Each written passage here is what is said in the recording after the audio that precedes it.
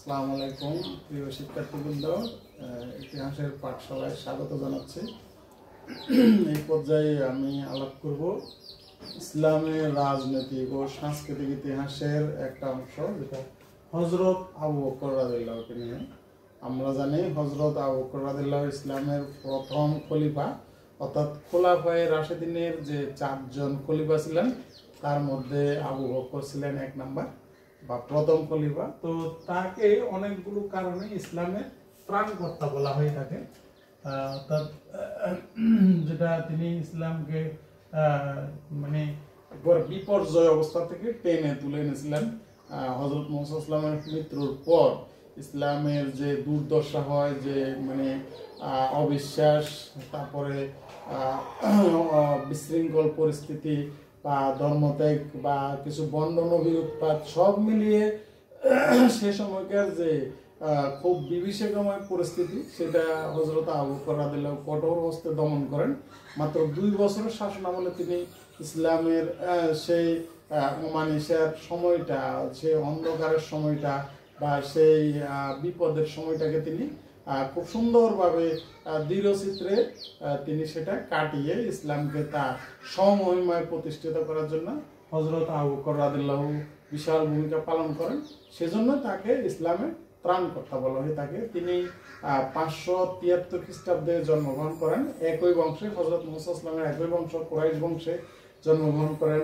এমনকি আবু বকর রাদিয়াল্লাহু ছিলেন ইসলামের ইতিহাসের প্রথম বয়স্ক কোনো ব্যক্তি যিনি ইসলাম ধর্ম কবুল করেন। তো আবু বকর রাদিয়াল্লাহু আসলে অনেক কারণে বিখ্যাত। তিনি প্রথম ইসলাম ধর্ম কবুল করেন। তিনি হযরত মুহাম্মদ সাল্লাল্লাহু আলাইহি ওয়াসাল্লামের সাথে হিজরতে সবচেয়ে বেশি ঘনিষ্ঠ ছিলেন। তাকে সবচেয়ে বেশি মানে সঙ্গ দিয়েছেন আবু বকর রাদিয়াল্লাহু। এমনকি মৃত্যুর পরেও হযরত মুহাম্মদ সাল্লাল্লাহু আলাইহি ওয়াসাল্লামের যে কিছু কাজ পুরোপুরি সম্পন্ন করে যেতে পারেন নাই, সেগুলো তিনি সুন্দরভাবে সম্পন্ন করতে সক্ষম হয়েছিলেন। তো আবু বকরকে যেসব কারণে ইসলামের ত্রাণকর্তা বলা হয়ে থাকে, আমরা এখানে বলতে পারি যে তিনি যে মানে এই যে ধর্মত্যাগীদের কঠোর হস্তে দমন, এটা একটা কারণ।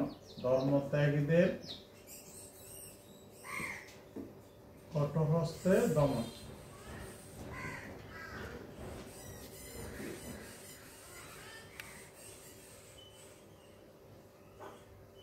তারপরে আমরা বলতে পারি যে যাকাত অস্বীকারীদের শাস্তি প্রদান।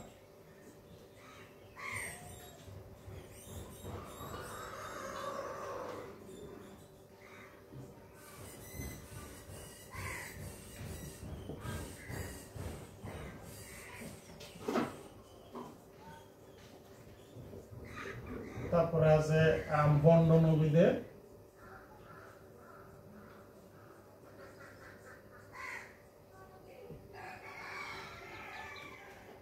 দৃষ্টান্তমূলক শাস্তি দেয়।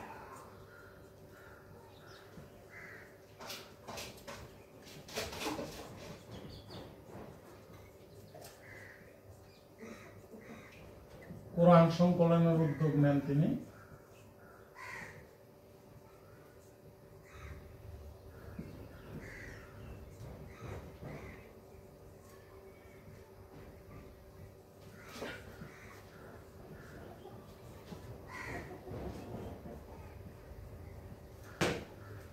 এই 4টা তো আছে। এরপরও আমরা আরো যেটা বলতে পারি যে গণতান্ত্রিক ব্যবস্থা,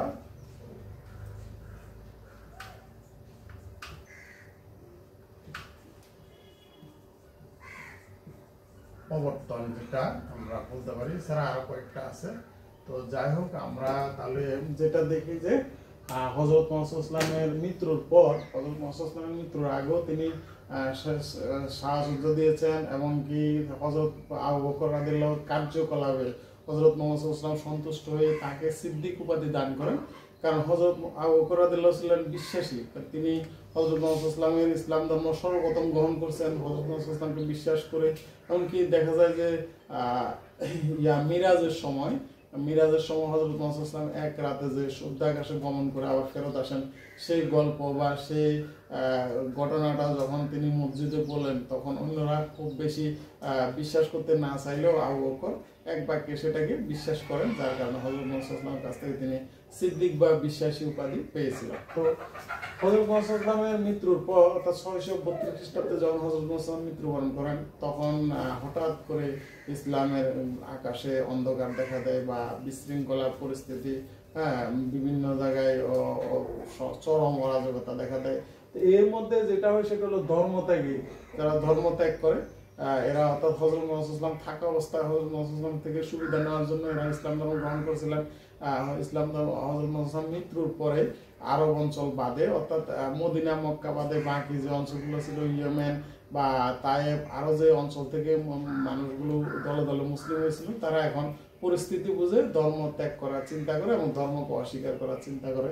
তো এগুলোকে হযরত আবু বকর রাদিয়াল্লাহু কঠোর হস্তে দমন করেন এবং তিনি বুঝতে পারেন যে এদেরকে যদি দমন করা না যায় তাহলে পরবর্তীতে বাকি সবাই বিদ্রোহ শুরু করবে এবং ইসলাম ধর্মের কোনো অস্তিত্বই থাকবে না। তাই আবু বকর রাদিয়াল্লাহু এই দূরদর্শী চিন্তা থেকে তিনি ধর্মত্যাগীদের কঠোর হস্তে দমন করে উপযুক্ত শাস্তির ব্যবস্থা করেন এবং যাদেরকে সম্ভব তিনি আবার স্বধর্মে ফেরত আনার উদ্যোগ নেন। ফলে এভাবে তিনি ইসলাম ধর্মের সেই ভাবমূর্তি ফিরিয়ে আনেন এবং ইসলাম ধর্মকে আবার জনপ্রিয় একটা ধর্মে পরিণত করতে তিনি সফল হন। নেক্সট আমরা যেটা দেখি, যাকাত অস্বীকারীদের শাস্তি প্রদান। যাকাত ছিল ইসলাম ধর্মের বা ইসলামী রাষ্ট্র ব্যবস্থার সবচেয়ে আয়ের একটা উৎস, বায়তুল মাল বা যাকাত। এটা আমরা দেখি যে ইসলামের যে মূল 5টা ভিত্তি আছে সেটার মধ্যে 4 নাম্বার হলো যাকাত। যাকাত ইসলামের একটা মৌলিক স্তম্ভ, এটাকে অস্বীকার করে মুসলমান থাকার কোনো সুযোগই নাই। কিন্তু সেই সময় কিছু আরবের নেতারা সুযোগ বুঝে হযরত আবু বকর রাদিয়াল্লাহুকে বুদ্ধি দেন যে যাকাত বাদ দিয়ে দেওয়ার জন্য। কিন্তু হযরত আবু বকর রাদিয়াল্লাহু বুঝতে পেরেছিলেন তাদের সেই সততা, তাদের সেই মানে প্রতারণামূলক কাজকর্ম, তাই তিনি যাকাত তো বাদ দেন নাই, বরং যাকাতের বিরুদ্ধে যারা অস্বীকার করেছিলেন, যারা যাকাত দিতে চাচ্ছিলেন না, তাদেরকে তিনি কঠোর হস্তে দমন করে তাদের বিরুদ্ধে তিনি শাস্তিমূলক ব্যবস্থা গ্রহণ করে তাদেরকে আবার যাকাত দিতে বাধ্য করেছিলেন এবং যারা অস্বীকার করেছে তাদেরকে দৃষ্টান্তমূলক শাস্তির ব্যবস্থা করেছে। নেক্সট আমরা দেখি বন্ড নবীদের দৃষ্টান্তমূলক শাস্তি দেন। হযরত মুহাম্মদের জীবদ্দশায়ও একজন লোক বন্ড নবী বা নবী হিসেবে দাবি করে, তিনি অবশ্য হযরত মুহাম্মদের জীবদ্দশায় শাস্তি পেয়ে যান। কিন্তু হযরত মুহাম্মদের মৃত্যুর পরে আর কয়েকজন ব্যক্তি নিজ নিজ গোত্র থেকে তারা নবী হিসাবে দাবি করা শুরু করেন।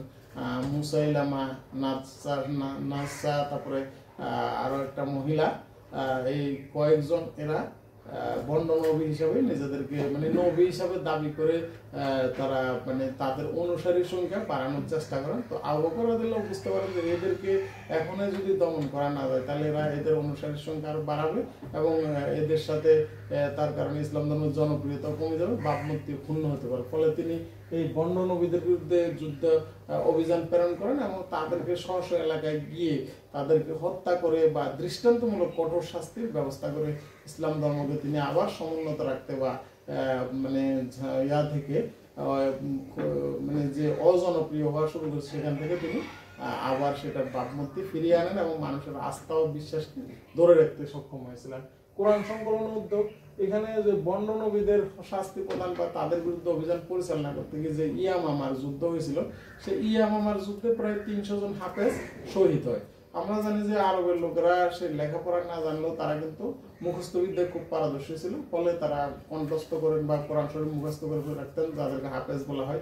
কিন্তু ইয়ামামার যুদ্ধে এতজন হাফেজ শহীদ হওয়ার ফলে কোরআন শরীফের ভবিষ্যৎ নিয়ে তারা শঙ্কিত হয়ে পড়ে খলিফা আবু বকর, এবং তিনি সেই সময় হযরত ওমরের পরামর্শে তিনি কোরআন শরীফকে গ্রন্থাগারে সংকলন করার জন্য উদ্যোগ নেন, যে উদ্যোগের দায়িত্ব দেওয়া ছিল হযরত ওসমান রাদিয়াল্লাহুকে।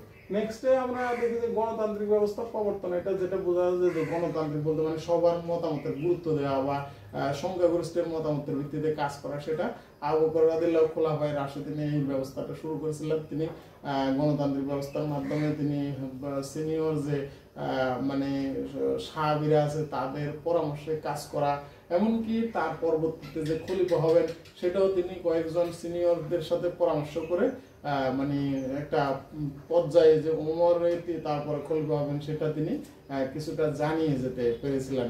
তো এগুলোর মাধ্যমে তিনি সেই গণতান্ত্রিক ব্যবস্থা প্রবর্তন করেছিলেন, যেটা পরবর্তী 3 জন খলিফার আমলেও অপূর্ণ ছিল। এইভাবে খোলাফায়ে রাশেদিনের সেই 30 বছরের শাসন আমলে তিনি যে গুলো কাজ করে গেছেন সেটা ইসলামকে আরো বেশি সমুন্নত করেছিল, আরো বেশি ইসলামকে জনপ্রিয় করেছিল। ইসলামের বিস্তার, ইসলামের প্রভাব, ইসলামের জনপ্রিয়তা, হ্যাঁ, ইসলামের প্রতিপত্তি, ভাবমূর্তি সবকিছু তিনি সমুজ্জ্বল করেছিলেন, আরো বেশি সমৃদ্ধি করেছিলেন। যার কারণে আবু বকরের মাত্র 2 বছরের শাসনকাল তিনি এমন পরিস্থিতি তৈরি করে গেছেন যেটা তাকে ইসলাম ধর্মের ত্রাণকর্তা হিসেবে অবশ্যই বলতে হয়। কারণ তিনি যে কাজগুলো করেছেন সেগুলো যদি আশু বা কঠোরভাবে না করা হতো তাহলে হয়তো আজকে ইসলামের যে পরিস্থিতি, যে অবস্থা, এরকম থাকতো না। সুতরাং সার্বিক দিক বিচার করে হযরত আবু বকর রাদিয়াল্লাহু অবশ্যই ইসলামের ত্রাণকর্তা, এই ক্ষেত্রে সন্দেহ থাকার কথা না। তো এ পর্যন্ত উল্লেখ্য, তিনি মাত্র 2 বছর শাসন করার সুযোগ পান। 632 খ্রিস্টাব্দে হযরত ওসমান মৃত্যুর পর তিনি প্রথম খলিফা হিসাবে রাজত্ব শাসন ক্ষমতা হাতে নেন এবং তিনি মাত্র 2 বছর পরে 636 খ্রিস্টাব্দে তিনি স্বাভাবিকভাবে অসুস্থ হয়ে মৃত্যুবরণ করেন। তো এভাবে প্রথম খলিফা হযরত আবু বকরের শাসনকাল বা তার জীবনকালের সমাপ্তি হয় এবং পরবর্তীতে 634 খ্রিস্টাব্দে ইসলামের দ্বিতীয় খলিফা হিসাবে হযরত ওমর দায়িত্ব গ্রহণ করেন। এতটুকুই আজকে, ধন্যবাদ সবাইকে।